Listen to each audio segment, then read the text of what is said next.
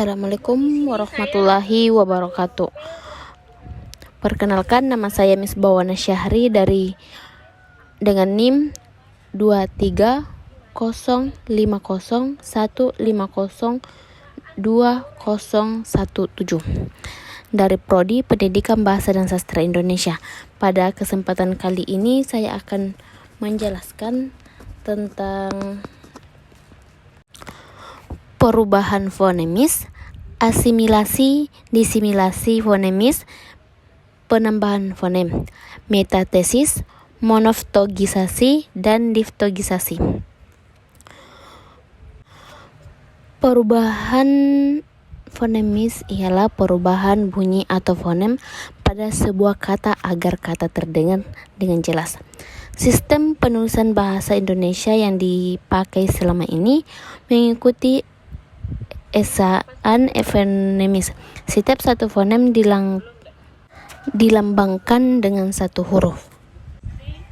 Yang pertama adalah asimilasi. Perubahan bunyi dikatakan sebagai asimilasi kalau terdapat dua buah bunyi yang tidak sama. Perubahan menjadi satu bunyi yang sama atau hampir sama. Asimilasi dalam fonologi dapat dibedakan menjadi dua, yaitu asimilasi fonetis dan asimilasi fonemis. Asimilasi penulis tidak mengubah makna menjadi hanya menghasilkan variasi bunyi atau alofon. Asimilasi fonem bersifat mengubah makna, artinya perubahan bunyi bahasa itu menghasilkan perubahan makna. Contoh asimilasi fonetis tidak mengubah makna. Kata Sabtu dalam bahasa Indonesia lazim diucapkan Sabtu. Terlihat bunyi B berubah menjadi bunyi P sebagai akibat dari perubahan bunyi T. Dan contoh kedua, contoh asimilasi fonemis mengubah makna. Sebagai contoh dalam bahasa Inggris, bunyi T pada kata stop dan T pada top berbeda karena lingkungannya yang berbeda. Hadirnya T pada stop adalah karena lingkungannya yang mengawali dengan mengikuti bunyi T itu. Sedangkan T pada stop adalah ada karena posisi yang berada di awal. Dan yang kedua adalah disimilasi.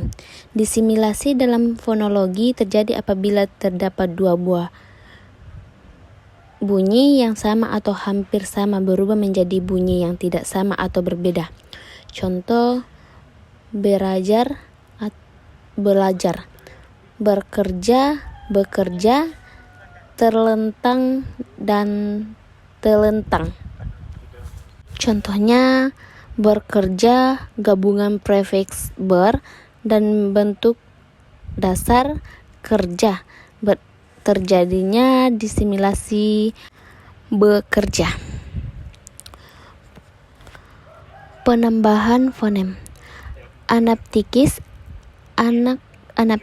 atau suara bakti adalah perubahan bunyi dengan jalan menambahkan bunyi vokal tertentu di antara dua konsonan untuk memperlancar ucapan.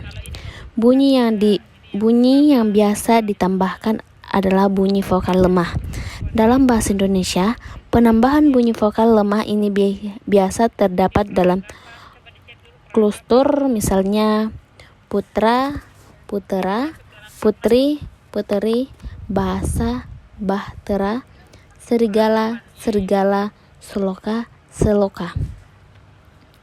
Apabila dikelompokkan anaptikis ini ada 3 jenis, yaitu protesis, epentesis, dan prago. Pertama, protesis adalah penambahan atau pembuahan bunyi pada awal kata, misalnya empuh, empuh, emas, emas. Yang kedua, empetesis adalah penambahan atau pembuahan bunyi pada tengah kata, misalnya kapak menjadi kampak, upama menjadi umpama. 3. Prago adalah penambahan atau pembuahan bunyi pada akhir kata, misalnya ina menjadi inang. Metatesis. Perubahan bunyi dapat disebut sebagai metatesis kalau terjadi perubahan pada urutan fonem-fonem yang menyusun kata tersebut. Metathesis adalah proses pengubahan urutan fonem yang terdapat dalam suatu kata atau perubahan urutan bunyi fonemis pada suatu kata sehingga menjadi dua bentuk kata yang bersaing. Contoh kata yang mengalami metathesis yaitu jalur, lajur, almari, lemari, berantas, bantras. Kedua bentuk kebahasaan itu masih memiliki makna yang sama atau setidaknya kedua bentuk kebahasaan itu memiliki makna yang serupa. Yang selanjutnya, monoftogisasi merupakan proses perubahan antara dua bunyi bahasa yang berbeda yang dilafalkan dalam satu kesatuan bunyi menjadi suatu bunyi bahasa, yaitu sebagai sikap untuk kemudahan pengucapan terhadap bunyi-bunyi diphthong. Contoh kata yang mengalami monoftogisasi yaitu satai, sate, cabai, cabe, petai, peta, pete. Adapun dalam bahasa keseharian ada kata gulai atau gule, ramai, rame, kalau, kalau.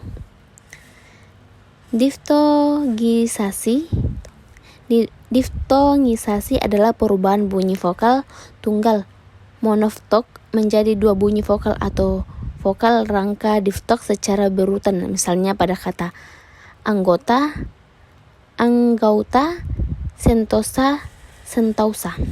Perubahan bunyi ini terjadi pada bunyi vokal tunggal o ke vokal rangka au, namun adapun contoh lain teladan menjadi tabuladan. Mungkin itu saja yang bisa saya paparkan. Kurang dan lebihnya tolong dimaafkan. Wassalamualaikum warahmatullahi wabarakatuh.